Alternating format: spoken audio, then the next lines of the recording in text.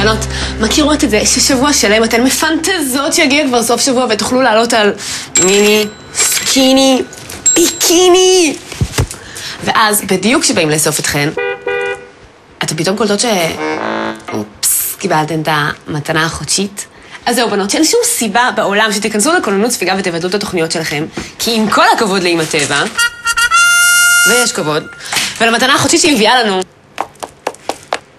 הגיע הזמן שנראה למד. טובי המוחות ישבו, חשבו והמציאו רעיון גדול. ליתר דיוק, קטן.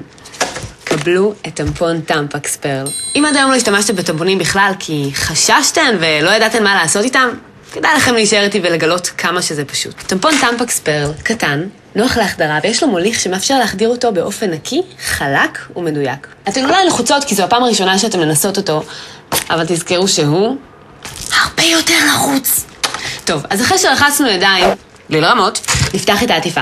סתם לידע כללי, בניגוד לעטיפת סוכריה שמרשרשת כשפותחים אותה, טמפקס פרל נפתח בשקט, בשקט, בלי שאף אחד בתא לידך שומע. בשלב הבא, כדאי למצוא את התנוחה שהכי נוחה לנו. אפשר לשבת על האסלה כשהברכיים מפוסקות, לעמוד בברכיים כפופות בפיסוק, או כשרגל אחת מונחת על מושב האסלה. זה הזמן להכניס את המוליך לנרתיק. תחזיקו את הגליל החיצוני עם האגודל והאצבע האמצעית כשהשרוך משתלשל למטה. מוכנות? בואו נעבור לשיעור אנטומיה.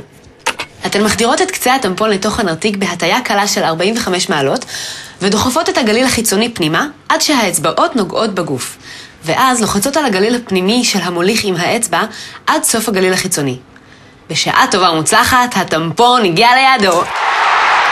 חשוב שתדעו שטמפקס פרל עוצב באופן חכם כך שהוא מתרחב בדיוק בצורת מבנה הגוף שלכם ומתאים את עצמו לנרתיק, ובזכות צמת הביטחון שלו, אין דליפות.